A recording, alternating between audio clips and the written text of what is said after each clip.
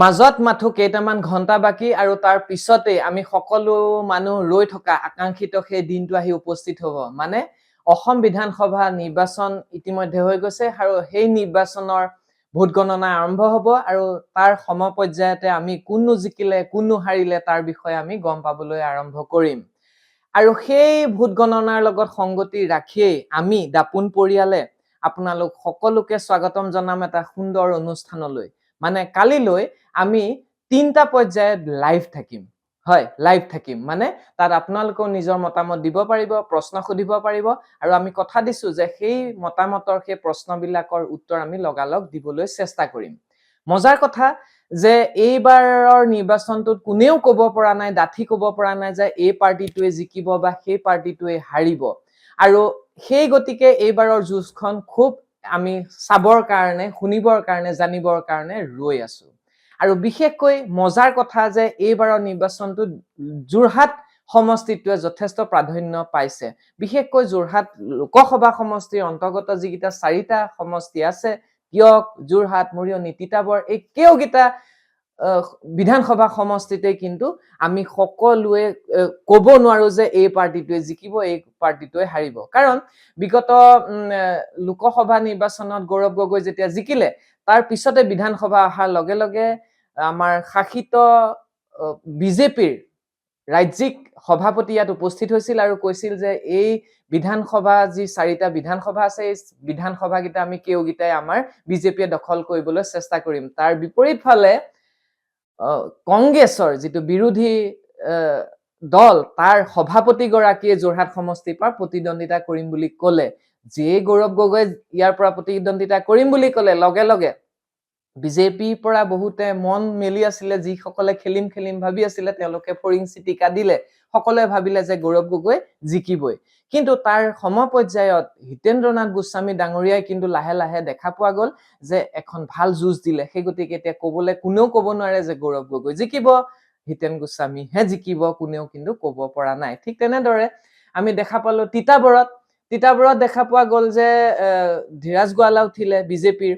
নতুন সমষ্টি পুনৰ নিৰ্ধাৰণ কৰা হ'ল। সকলোৱে ভাবিলে এবাৰ বিজেপিৰ দখলত থাকিব। বহু বছৰ ধৰি কেইবাটাও বিধানসভা সমষ্টিত কংগ্ৰেছে দখল কৰি আছিলে, কিন্তু তাৎপৰ্যপূৰ্ণভাৱে যাৰ যিজন চিটিং MLA আছিলে, যিজন আমাৰ বিধায়ক আছিলে, তেখেতকে টিকেট নিদি কংগ্ৰেছে কি খেল খেলিলে নাজানো, ভাস্কৰ বৰুৱাক নিদি আন এজনক প্ৰাৰ্থিত্ব প্ৰদান কৰিলে। সেই গতিকে প্ৰাণকুৰ্মী আৰু ধীৰাজ গোৱালাৰ লগত কিন্তু যুঁজখন হ'ব বুলি ভাবি থাকোতে বহুতে কৈছে যে জনপ্ৰিয় নেতা ভাস্কৰ বৰুৱা কিন্তু কানে কান মাৰি ওলাই যাব পাৰে, তাত জিকি যাব পাৰে, কাৰণ তেওঁ কেইবাখনো বাগান আছে আৰু বাগানৰ শ্ৰমিকসকলে এটা নিৰ্ধাৰিত ভূমিকা তাত পালন কৰে। আকৌ ঠিক তেনেধৰণে আমি ক'ব পাৰো মৰিয়নিত এবাৰ কোৱা হৈছে যে RK আৰু জিবিৰ মাজত হৈছে, মানে ৰূপজ্যোতি কুৰ্মী আৰু জ্ঞানশ্ৰী বৰাৰ মাজত যুঁজখন হৈছে।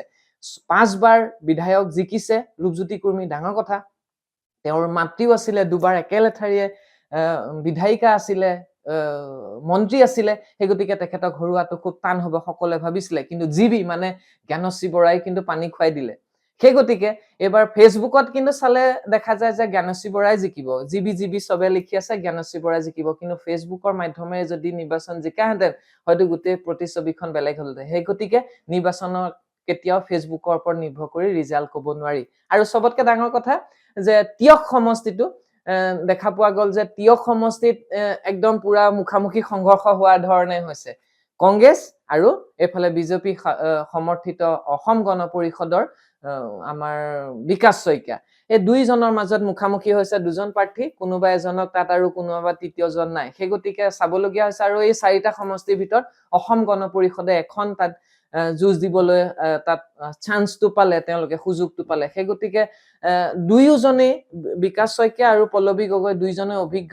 পল্লৱী গগৈ আগতেও বিগত খেলিছে, কিন্তু বিকাশ শইকীয়া যদিও খেলা নাই, কিন্তু বিধায়িকাৰ লগত বহু বছৰ ধৰি এই নিৰ্বাচনটোৰ লগত জড়িত হৈ আছে। সেই গতিকে তাতো ক'বলৈ খুব টান হৈছে। আৰু তিয়কটো খুব ডাঙৰ এটা সমষ্টি, সেই গতিকে তাতো ক'বলৈ খুব টান হৈছে যে কোন জিকিব। সেই গতিকে খুব ভাল লগা, আপোনালোকো আহিব কাইলৈ, সকলোৱে চাহ তামোল খাই ব্ৰেকফাষ্ট খাই বহি যাব। আমি 3টা পৰ্যায়ত এই লাইভটো কৰিম। ক'বলৈ সুখী হৈছো যে 10 বজাৰ পৰা 11টা বজালৈ এঘণ্টা মাথো আমি উপস্থিত হ'ম।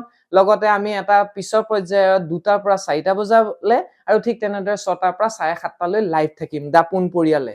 মই নিজেও গৌতম গোস্বামী আপোনালোকৰ লগত থাকিম আৰু খুব ভাল লগা মজাৰ কথা হ'ল যে আমাৰ মাজত আমি বিভিন্ন অতিথিক মাতি আনিম আৰু তেওঁলোকৰ আমি মন্তব্যবিলাক ল'ম আৰু সেই অতিথিসকল কেৱল ৰাজনৈতিক ব্যক্তিয়ে নাথাকে কেৱল কোনো জিলা পৰ্যায়ৰ সভাপতিয়ে নাথাকে সাধাৰণ মানুহ থাকিব আপোনাৰ মোৰ দৰে সাধাৰণ মানুহো তেওঁলোকৰ বক্তব্য দিবৰ পৰা আমি এখন সুবিধা দিম আৰু আৰু তাৰ লগতে কিছুমান সমাজ সেৱক থাকিব আমাৰ মহিলা থাকিব সেই গতিকে আপোনালোকে চাইও নিশ্চয় ভাল পাব আৰু বিভিন্ন চেনেল বিলাকে নিজৰ নিজৰ কামবিলাক কৰিব কিন্তু খুব তাৎপৰ্যপূৰ্ণ কাৰণ আমি যোৰহাটতে বহি যোৰহাটৰ তথ্যবিলাক খুব সোনকালে দিবৰ কাৰণে আপোনালোকক চেষ্টা কৰিম আমি গোটেই দাপোন পৰিয়ালৰ আমি সুবিধা হলে আমি দেখুৱাবও পাৰো বহু কেইজন মানুহ খুব ধুনীয়াকে আমি ইয়াৰ লগত জড়িত হৈ আছো মোৰ মুখখন দেখিছে কিন্তু মোৰ লগত দেখিব আপুনি বহু 20-22 জন আমি ইয়াত যুৱক যুৱতী জড়িত হৈ আছো বুবুদাও আছে সকলোৱে মিলি খুব ধুনীয়া এটা লাইভ দিবলৈ আপোনালোকক চেষ্টা কৰিম আৰু বিগত সময়ত আমি দিছিলো যোৱাবাৰো আমি ইলেকশ্যনত আমি আহিছিলো নিৰ্বাচনত আপোনালোকৰ মাজলৈ আহিছিলো